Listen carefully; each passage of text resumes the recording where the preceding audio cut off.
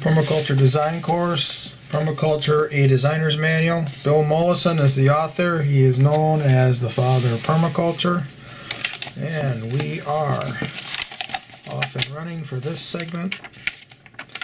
We have been touching on the Prime Directive. The only ethical decision is to take responsibility for our own existence and that of our children. We are still discussing ethics. That's what we've been going through the last, 4 or 5 videos here. We spent a lot of time on these 2 pages here. I just love this. I've got it all marked up. Helps to burn it in my memory. What we did is what Bill Mollison did is he compared contemporary Western agriculture to a transition period to the final goal of a sustainable reality. We spent a lot of time on these two. Okay. We are still on ethics, and this is where we went to figure 1.1. We talked about how selected forests, let me get a pen here. Selected forests not only yield more than annual crops, but provide a diverse nutrient. I think that would be the biggest reason of all, and fuel resource for or from such crops. And we designed these systems to provide the nutrients and the fuel resources. Okay. What we're doing is, what we have done is we've moved from, get this up here a little farther. We've moved from a low to a high energy society. And we are using the land in an exploitive way. Our demands are just unreasonable as to how much resources there are. We're using them up faster than they can be replaced. And many of these resources just won't ever be replaced, at least not in the time that humans are on the earth.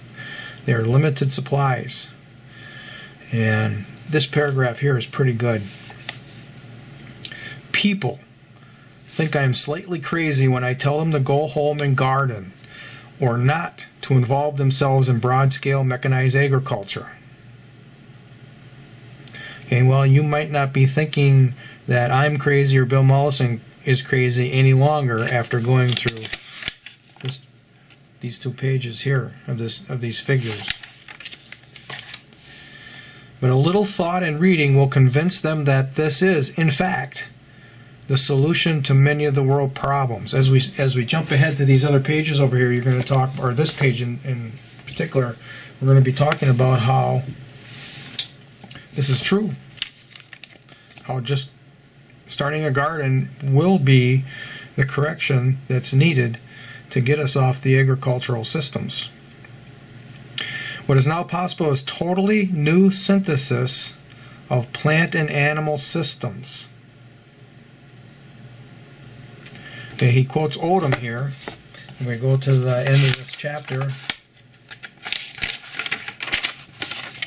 It's Eugene Oldham, The Fundamentals of Ecology. Okay, it's a Toronto publisher. I haven't got that one. I've got quite a few books that he's referenced, but that's not one that I have. Okay, a whole new ballgame. We have to devise a whole new ballgame. These permaculture systems for local, regional, and personal needs. We can develop our needs from these smaller systems, again, that will release us from having to have these big machines out there churning up the soil, cutting down the trees and churning up the soil. This one is worthy to read the whole paragraph. I'm trying not to just read verbatim, but he just does it so well. Had we taught this approach from the beginning, we would all be in a stable and functional landscape. Our grandparents have failed us. He cites maybe for lack of time or information. They set up the present, and continuing misdesigned households, towns, and cities, they're continuing. Okay. The concept of free energy put the final nail in the coffin of common sense community. You know, we've piped in all this energy that comes in. Of course, it's not free in monetary terms, but it's free because it was just there that we just harness and use it. It wasn't out of the natural systems. And this enabled our materialistic societies to rob distant peoples, oblivious of the inevitable accounting to come. So let's think about this. Robbing distant peoples. Okay. First thing we're robbing them of is these free energies, because we're using them up very quickly.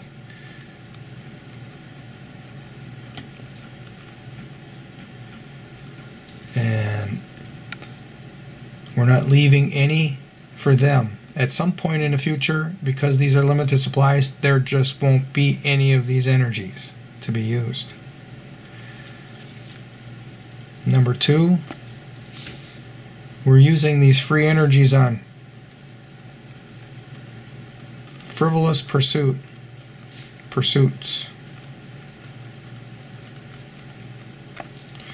Right? You're taking your vacation and having a lot of fun doesn't mean anything for our progeny. They will curse you for it.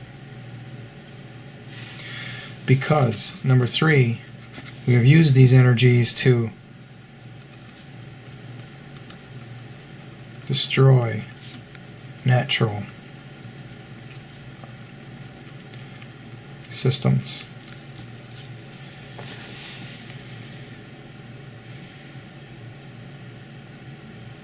Okay, next up, that's concluding 1.2.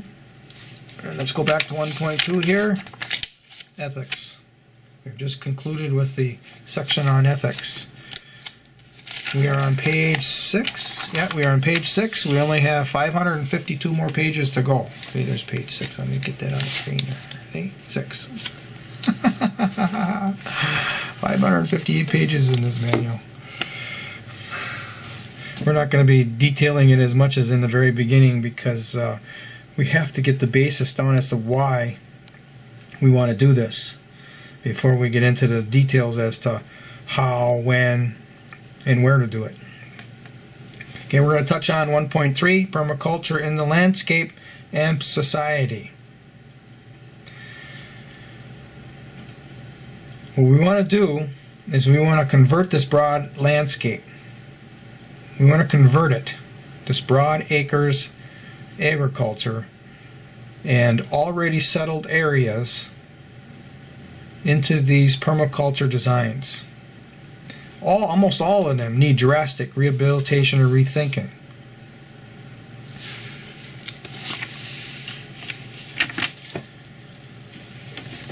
Okay. This is a good paragraph.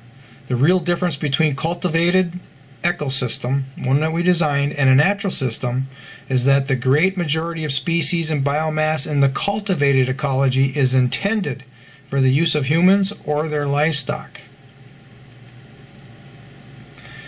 We are only a small part of the total primeval or natural species assembly, and only a small part of it, yields, are directly available to us.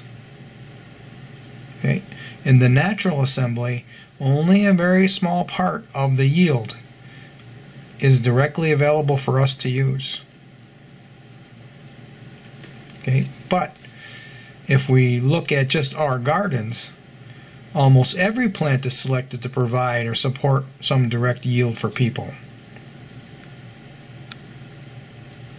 Okay, I wrote this down here. Wild systems may no longer provide what they used to.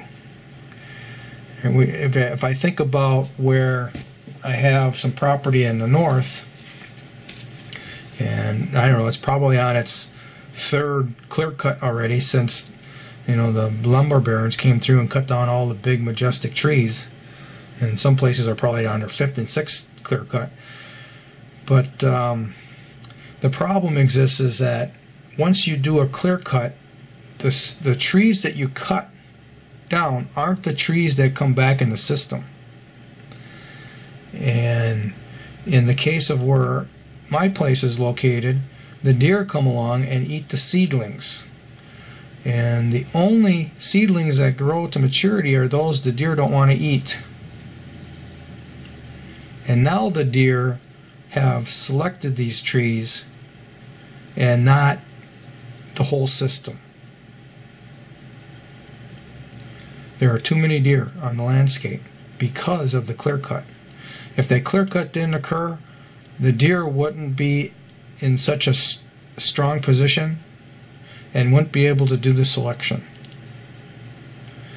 So now, not only should we get off of the broad acres, to get off of them by putting in our own gardens, but we're probably going to have to redesign the broad acres as well and protect these trees from species like deer. Household design relates principally to the needs of people, whereas the natural systems we should design for the needs of diversity.